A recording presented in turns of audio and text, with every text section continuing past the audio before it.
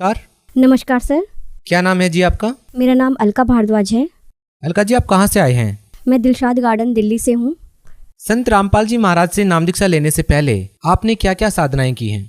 जी मैं संत रामपाल जी महाराज जी से जुड़ने से पहले मैं सारी ही भक्ति साधना करती थी। जैसे मैं 20 साल तक तो सतपाल जी महाराज जी से जुड़ी हुई थी और मुझे बचपन से ही परमात्मा की खोज थी। मेरा पूरा परिवार आध्यात्मिकता से जुड़ा हुआ था, तो मेरे पिताजी मेरी मम्मी जी से मुझे सत्संग में लेकर जाया करते थे। तो मेरे शुरू से ही परमात्मा की खोज में मैं लगी रही थी, क्योंकि जब मैं छोटी थी तो मैं अपने आप से ही पूछती थी कि मेरा जन्म क्यों हुआ है, मैं क्यों पैदा हुई हूँ यहाँ पे। तो सारे सब ये तो मेरा माता पिता ने मेरा नाम रख दिया है, मेरा नाम अलका रख दिया, लेकिन मेरा वास्तविक नाम क्या है। तो मैं अपने मम्मी से भी मैं पूछा करती थी। मम्मी मुझे मंदिर ले जाया करती थी, तो मैं मंदिर में भी जाकर मतलब पूजा करती थी। तो मेरे मन में ये प्रश्न रहता था कि हम जैसे श्री गणेश जी, गणेश चतुर्थी आती थी तो गणेश जी की पूजा करते थे, शिवरात्रि आती थी तो शिव जी की पूजा करते थे, दुर्गा जी की नवरात्रे आते थे तो दुर्गा जी की। तो मैं मम्मी से ही पूछा करती थी, मम्मी कि हमें किन की पूजा करनी चाहिए, मतलब हमारे कोई तो मतलब हम अगर किसी मुश्किल में हो, जब हम मर रहे हो, तब हम किसको याद करें, मतलब किस भगवान को याद करें। तब मम्मी यही कहती थी कि सबका एक इष्ट देव होता है। तो ये बात सुनकर मैंने विष्णु भगवान जी को, मतलब क्योंकि मुझे विष्णु भगवान जी की सत्यनारायण की कथा वगैरह सुनना बहुत अच्छा लगता था, तो मैंने मन में ये माना कि मैं विष्णु भगवान जी की पूजा, मतलब वो मेरे इष्ट हैं। इसके अलावा जो मैं सत्संग में जाया करती थी, सत्संग में मुझे जो है काफ़ी सारे महात्मा बाई जैसे सतपाल जी महाराज जी के यहाँ पर होते थे, तो वो सत्संग सुनाते थे। मैं बड़े ध्यान से सत्संग सुना करती थी और मैं इस कदर सत्संग में डूब जाया करती थी कि जैसे कभी कभी महात्मा जी या बाई जी नहीं आते थे तो मैं ही सत्संग सुना दिया करती थी। लेकिन मेरे धीरे धीरे परमात्मा की खोज इतनी ज़्यादा तीव्र हो गई कि मेरे जो प्रश्न थे वो मेरे मन में से आते थे। जैसे कि सबसे पहली चीज़ ये थी जो मैंने धर्म ग्रंथों में भी पढ़ी थी कि मोक्ष, मैंने एक वर्ड पढ़ा था कि मोक्ष क्या होता है। जी मोक्ष का मतलब, क्योंकि मैंने धर्म ग्रंथों में भी पढ़ा था कि मोक्ष, मैंने कई जगह ये वर्ड था कि मोक्ष हुआ उनको, वो उन्होंने परम गति को प्राप्त किया। तो मैं यही मम्मी से पूछा करती थी, मम्मी मोक्ष का मतलब तो जन्म मृत्यु के बंधन से मुक्ति होता है, तो फिर मोक्ष क्यों नहीं मिलता। जैसे जैसे मैंने ध्रुव प्रहलाद की कहानियाँ, मीराबाई जी की कहानियाँ, सब में कहानियाँ पढ़ती थी, तो सब में मतलब मुझे ये होता था कि मोक्ष किसी को भी प्राप्त नहीं होता था। तो मैं मम्मी से ही कहती थी, मम्मी अगर श्री रामचंद्र जी को भी, श्री कृष्ण भगवान को भी अपने अपने कर्मों का फल भोगना पड़ा, तो फिर उनका मोक्ष कैसे हुआ। तो इसके अलावा जो मेरा दूसरा प्रश्न ये था, वो ये था, मैं महात्मा बाइयों से भी पूछा करती थी। मैं श्री रविशंकर जी महाराज हैं, उनके भी मैं सत्संगों में जाया करती थी, क्योंकि मेरे जो खोज थी वो मेरी पूरी नहीं हो पा रही थी। हालांकि मेरा डेडिकेशन बहुत था, मैं जो भी मतलब भजन गाना या सत्संग करना जो भी मैं करती थी बड़े मन से करती थी। अलका जी, आपकी शुरू से ही परमात्मा को प्राप्त करने की चाह थी, परमात्मा की खोज में आप निकले हुए थे, तो आपकी जो खोज थी परमात्मा पाने की वो कैसे पूरी हुई? हुआ ये कि मैं जो है यूएस गई हुई थी अपने हस्बैंड के साथ। तो मेरे जो ससुर जी हैं, जो मेरे फादर इन लॉ हैं, वो भी भगवान से जुड़े हुए थे, सतपाल जी महाराज जी से ही जुड़े हुए थे। तब एक दिन हमारा आने का जब पीरियड हो रहा था, वहाँ से हमसे बात हुई, तो उन्होंने बताया कि आपको एक बहुत चेंज देखने को मिलेगा जब आप घर वापस आओगे। तो जब मैं घर वापस गई तब देखा कि जो है काफ़ी चेंज था, क्योंकि घर में जो है देवी देवताओं की मूर्तियाँ नहीं थी। और जो है फिर मेरी मदर इन लॉ ने बताया कि ऐसे ऐसे जो मेरे फादर इन लॉ हैं और जो मेरी सिस्टर इन लॉ हैं, उन्होंने संत रामपाल जी महाराज जी से नाम दीक्षा ले ली है। तो मुझे यही लगता था, क्योंकि मेरे फादर इन लॉ भी बहुत स्पिरिचुअल थे, तो पर्सन थे, वो भी परमात्मा की खोज में थे, तभी उनको भी सेटिस्फेक्शन नहीं मिलता था। वो सत्संग देखा करते थे, सबके सुना करते थे। तो मुझे लगा कि भाई ऐसा क्या खास चीज़ है कि इन्होंने जो है इतने सालों से सतपाल जी महाराज जी के से नाम दीक्षा ली हुई थी, और उन्हीं की वजह से मेरी शादी भी उस घर में मतलब कि हुई। तो मैं यही सोचती थी कि क्या मतलब वजह रही होगी कि इन्होंने नाम जो है संत रामपाल जी महाराज जी से ले लिया। तो मेरी सिस्टर इन लॉ ने मुझसे बोला कि भाभी आप एक बार ये किताब पढ़ के देखिए, ये ज्ञान गंगा बुक है, इसमें जो आपके क्वेश्चंस हैं जिनको आप, क्योंकि मैं अपनी सिस्टर इन लॉ से भी डिस्कस किया करती थी, तो वो कहती थी जो आपके क्वेश्चंस रहे हैं ना हमेशा, इसमें आपको सब मिल जाएंगे। तो मैंने ज्ञान गंगा पुस्तक पढ़ी और मुझे बहुत जिसे कहते हैं कि मेरे सारे प्रश्नों के जैसे सवाल मिलने लगे। लेकिन फिर भी मेरे मन में उथल पुथल थी, क्योंकि मैं 20 साल से सतपाल जी महाराज जी से जुड़ी हुई थी। तो मुझे ये लग रहा था कि मैं कैसे करूं, मतलब मैं बहुत डायलेमा में हो गई कि मुझे क्या करना चाहिए। तब मैं जैसे डिस्कस किया मैंने अपनी सिस्टर इन लॉ से भी, अपने पापा से भी, अपने फादर से, अपनी मदर से। तब उन्होंने ये बोला कि भाई देखो, अगर तुम्हारे क्वेश्चंस जो हैं उनके आंसर भी मिल रहे हैं और तुम किताब पढ़ के मतलब कि तुम्हें इतना ज़्यादा तुम्हें लग रहा है कि तुम्हारी सर्च पूरी हो गई है, तो तुम जो है नाम दीक्षा तुम्हें ले लेनी चाहिए। तब भी मैं मतलब ये सोचा करती थी कि अब मैं क्या करूँ। एक दिन मैंने रात में मतलब मुझे ड्रीम आया, क्योंकि मैं रात में ये सोच के सोई थी कि मुझे कुछ समझ में नहीं आ रहा। तो सतपाल जी महाराज जी को क्योंकि मैं मानती थी, तो मैंने यही मान के सोई थी कि अगर आपका ज्ञान सच्चा है, मतलब क्योंकि ज्ञान तो संत रामपाल जी महाराज जी का ही सच्चा है, तो लेकिन अगर मैं क्या करूं, मैं आपको भी नहीं छोड़ पा रही क्योंकि मेरा डेडिकेशन बहुत ज़्यादा था। तो मैं रात में सोई तो मुझे सपने में सतपाल जी महाराज जी दिखाई दिए, और वो उठ के, जैसे वो सीट पे बैठे हुए थे, वो उठ के चले गए। जब मैंने उनको मतलब कि मैं रो रही थी कि मैं क्या करूं, तो मतलब मुझे इससे भी इस चीज़ का ये लगा कि ये चले गए उठ के, कहने का मतलब मुझे इसका यही लगा, मतलब सपने का मतलब यही लगा कि शायद मतलब वो भी यही है कि भाई सच्चा ज्ञान संत रामपाल जी महाराज जी का ही है। क्योंकि मैं इससे पहले जुड़ी हुई थी, मुझे क्वेश्चंस के आंसर नहीं मिल रहे थे। फिर भी जब मैं नेक्स्ट डे उठी और मैंने डिसीजन ले लिया कि मुझे नाम दीक्षा लेनी है, और मैंने अपने फादर इन लॉ से भी बोला। तो जब हम लोग हिसार गए और मैंने वहाँ पर नाम दीक्षा परमात्मा से ली और नाम जाप करना शुरू किया। संत रामपाल जी महाराज जी से नाम दीक्षा ली और मैंने नाम जाप करना स्टार्ट किया। अलका जी, जैसा कि आपने बताया कि आपने संत रामपाल जी महाराज द्वारा लिखित पुस्तक पढ़ी, उसमें काफ़ी आपने खोजबीन की और उसके बाद आपने संत रामपाल जी महाराज से नाम दीक्षा ली। अलका जी, आपको उस पुस्तक में ऐसी कौन सी बातें मिली जिनसे आप प्रभावित हुए और आपको लगा कि संत रामपाल जी महाराज से नाम दीक्षा लेनी चाहिए?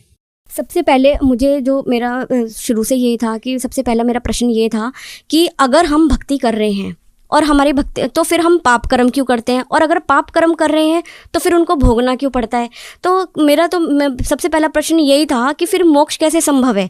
अगर हमें अपने पाप कर्मों को भोगना ही पड़ेगा तो फिर हमें इस भक्ति का फ़ायदा क्या। तो मुझे ये भी था कि जब अगर हम इतनी भक्ति करते हैं, क्योंकि हमें भक्ति करते हुए भी इतने दुख दर्द देखने को मिलते हैं, इतने दुख दर्द हमें रोज़ के उसमें मिलते हैं, जबकि हम रोज़ पूजा करते हैं, तो फिर ऐसी भक्ति से क्या फ़ायदा जिसमें हमारे दुख दर्द ख़त्म ही ना हो। तो ये ज्ञान गंगा पुस्तक मैंने पढ़ी, तो उसमें एक तो सबसे पहले शास्त्रों के आधार पर ज्ञान था, और ऐसा ज्ञान मैंने कभी नहीं पढ़ा था, क्योंकि उसमें सारे मेरे जितने भी प्रश्न थे, जैसे कि जन्म मृत्यु का और मोक्ष प्राप्ति कैसे होती है, और जन्म मृत्यु का बंधन क्यों है, ये सारे प्रश्न मैंने उसमें मेरे प्रश्नों के उत्तर मिल गए। और बहुत ही ऐसा ज्ञान था जो मैंने इससे पहले कभी नहीं सुना था और ना ही कभी देखा था। और इतना सुन के, फिर इतना पढ़ के, फिर मुझे एकदम से मैंने ये डिसीजन ले लिया कि यही परमात्मा का ज्ञान, संत रामपाल जी महाराज जी का ज्ञान ही सबसे सच्चा और निर्मल ज्ञान है। तो अलका जी, आपने संत रामपाल जी महाराज जी से नाम दीक्षा ली, क्या उसके बाद आपको कोई आध्यात्मिक लाभ या आर्थिक लाभ भी मिले?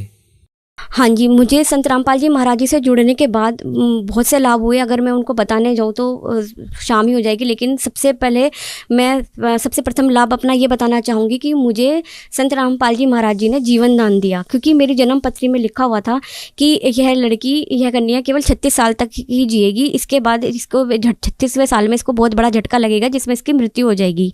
तो मेरी मम्मी भी इस चीज़ को लेकर के परेशान रहती थी।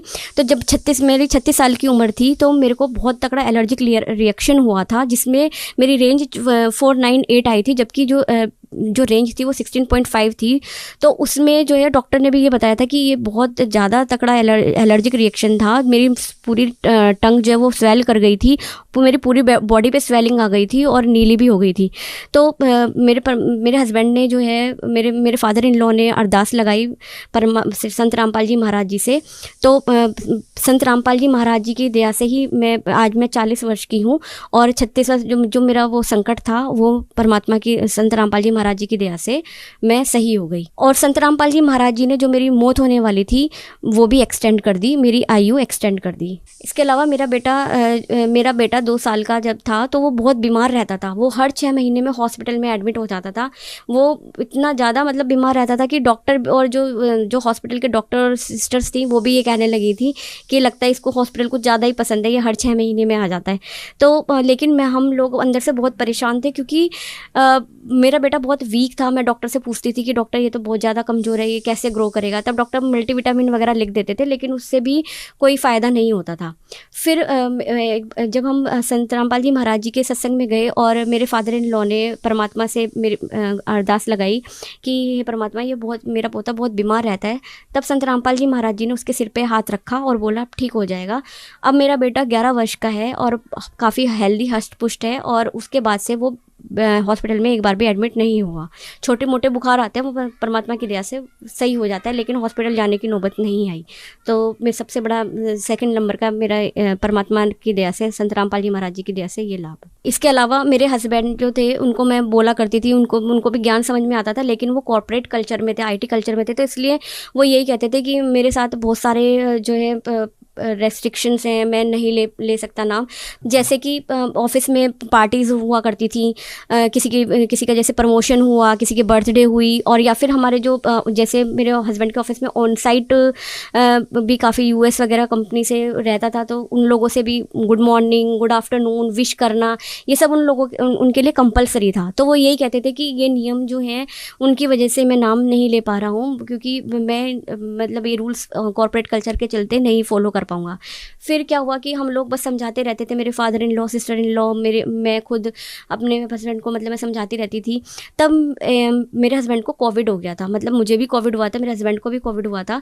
तो उस टाइम उनको एकदम से मन में प्रेरणा हुई कि अगर मैं इस समय मेरी मृत्यु हो जाती है तो फिर तो मैं परमात्मा जैसे सत्संग में संत रामपाल जी महाराज जी का सत्संग वो भी सुनते थे, तो उनको भी ये था कि अगर मैंने एक बार भी नाम जाप कर लिया या गुरु जी के से नाम ले लिया तो मेरा अगला जन्म मनुष्य का होगा और मैं किसी भक्त के परिवार में ही दोबारा से जन्म लूँगा। तो उनके मन में अपने आप से प्रेरणा आई, जबकि हम उनसे 4-5 साल हो गए थे लगातार कहते कहते कि आपको नाम ले लेना चाहिए। उनके अंदर से प्रेरणा हुई और उन्होंने तुरंत ही ऑनलाइन परमात्मा संत रामपाल जी महाराज जी से नाम दीक्षा ली। तो इसके अलावा जो भी हमारे घर में, जैसे हमारे घर में मम्मी पापा, मेरे father in law, sister in law या बीमार होते थे, तो कभी भी उनको हॉस्पिटल वगैरह जाने की नौबत नहीं आती थी, क्योंकि हम लोग जो है जब हम संत रामपाल जी महाराज जी को दंडवत करते हैं तो मन में अरदास लगाते हैं कि हे गुरुजी, आप ही हमारे जो है रक्षा कर सकते हैं, और वो हमारे कष्ट जो है तुरंत दूर कर देते हैं। जी, एक लाभ और है कि हमारे घर में जो है हम अपना घर शिफ्ट कर रहे थे, तो हमारा कुछ सामान एक घर में रह गया था। तो हम लोग कहीं बाहर काम से गए हुए थे, तो पीछे से हमारे नेबर का फ़ोन आया और उन्होंने बताया कि आपके घर में चोरी हो गई है। तो हम लोग जो है बहुत घबरा गए और हम घर गए तो देखा हमारा जो है 32 इंच का टीवी नया का नया और फ्रिज वगैरह और बहुत सारा सामान चोरी हो गया था। तो हमने परमात्मा से अरदास लगाई कि हे परमात्मा, ऐसे ऐसे हमारे घर का सामान चोरी हो गया है, तो अगर ये तो हमारे पड़ोसी वगैरह भी क्या बोलेंगे कि आपने तो गुरुजी से नाम ले रखा था, आपके घर में चोरी हो गई है। तो इसी के हमने मन में ध्यान में रखते हुए गुरुजी से अरदास लगाई, संत रामपाल जी महाराज जी से अरदास लगाई। तो अगले ही दिन वह चोर, हमारे घर के पास ही एक फ्लाईओवर था, सामान के साथ पुलिस ने उसको अरेस्ट कर लिया। तो मतलब जबकि इससे पहले भी हमारे आसपास जो एरिया था उसमें चोरी होती रहती थी, आज तक कभी ऐसा नहीं हुआ था कि किसी का सामान चोरी हुआ हो और वो अगले दिन ही घर के पास मिल गया हो। तो ये सबको बहुत अचंभा हुआ जान के कि मतलब ऐसा भी कैसे पॉसिबल कि मतलब सारा सामान हमारा बड़ा बड़ा जो था, फ्रिज, टीवी वगैरह, ये सब कैसे मतलब चोर खड़ा हुआ था फ्लाईओवर के पास और पुलिस ने उसको आराम से जाके अरेस्ट कर लिया। तो परमात्मा की दया से हमारा सामान जो चोरी हुआ था वो भी हमें वापस मिल गया। अलका जी, जैसा कि आपने बताया कि आपने हंसादेश पंथ से सतपाल जी महाराज जी से नाम दीक्षा ले रखी थी और अब आप संत रामपाल जी महाराज जी से जुड़े हुए हैं, तो हमारा सवाल ये है कि अन्य संतों में और संत रामपाल जी महाराज जी की भक्ति में आपने क्या भिन्नता पाई है? सबसे बड़ा डिफरेंस तो मैं अगर बताऊं कि संत रामपाल जी महाराज जी का ज्ञान शास्त्रों से प्रमाणित है, और ये क्योंकि मैंने ग्रंथ भी पढ़े हैं, मैंने दुर्गा सप्तशती, रामायण, गीता जी, सब श्रीमद् भागवत गीता, मैंने सबका अध्ययन किया और अध्ययन किया हुआ था। तो जैसे ही मैंने संत रामपाल जी महाराज जी का सत्संग सुना, एकदम से मेरे माइंड में मुझे यह रियलाइज़ हो गया कि पूरी धरती पर जो ऐसा ज्ञान, ऐसा निर्मल ज्ञान जो कि शास्त्रों से प्रमाणित है, संत रामपाल जी महाराज जी के पास ही है। दूसरा जो सबसे बड़ी चीज़ थी वो थी नियम, क्योंकि जब भी मैं कहीं पे भी जाती थी, चाहे वह राधा स्वामी जी का सत्संग हो या फिर मैं श्री रविशंकर जी महाराज जी का सत्संग हो या आशाराम जी का सत्संग हो, सब में मैंने एक चीज़ ये देखी थी कि पहले तो कथाएं होती थी, सत्संग की बातें होती थी, लेकिन उसके बाद फिर नाच गाना वगैरह, कीर्तन वगैरह ये सब होता था। तो उससे क्या होता था कि मतलब हम जो चीज़ हम जानने गए हैं, सत्संग में जानने गए हैं, वो तो चीज़ कहीं मिलती ही नहीं थी। लेकिन सबसे बड़ी जो मुझे लगती थी कि नाच गाने से कभी भी परमात्मा नहीं मिलते हैं, कभी भी भगवान नहीं मिलते हैं, केवल भक्ति करने से, हमारे शास्त्रों के आधार पर भक्ति करने से ही हमें परमात्मा मिलते हैं। तो लेकिन जब संत रामपाल जी महाराज जी के मैं सत्संग में गई तो मैंने वहाँ देखा कि कोई भी नाच गाना ढोल कीर्तन वगैरह कुछ नहीं, सिर्फ शास्त्रों के आधार पर संत रामपाल जी महाराज हमारे शास्त्रों को खोल खोल करके हमें ज्ञान बताते हैं। ये बताते हैं कि मैं कोई नई चीज़ नहीं बता रहा हूँ, जो भी कुछ लिखा है हमारे शास्त्रों में लिखा हुआ है, जो कि हमें कभी कहीं किसी सत्संग में किसी गुरु जी के सत्संग में हमें कभी नहीं दिखी। तो सबसे बड़ा मुझे यही अंतर दिखाई दिया कि संत रामपाल जी महाराज जी के सत्संग जो है वो बहुत ही निर्मल और सच्चा ज्ञान है, जो कि शास्त्रों के आधार पर प्रमाणित है, और जिसकी खोज हम लोगों को हमेशा से रही, वही हमें परमात्मा संत रामपाल जी महाराज जी के सत्संग में मिला। अलका जी, हम आपसे ये जानना चाहेंगे कि बहुत सारे श्रद्धालु ऐसे हैं जो अन्य धर्मगुरुओं से